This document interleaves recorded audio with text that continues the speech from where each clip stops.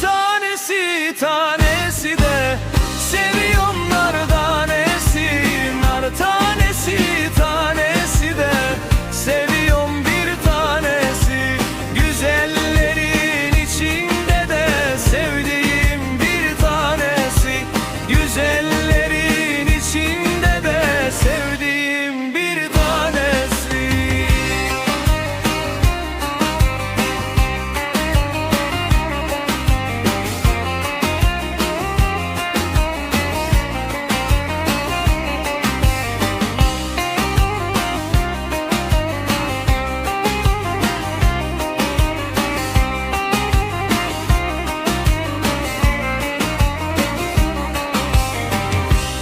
Zülfünü tarar da gönül dengini arar.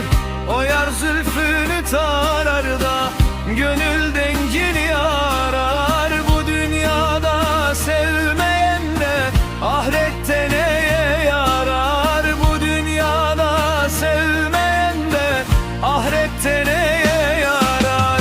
Nar tanesi tanesi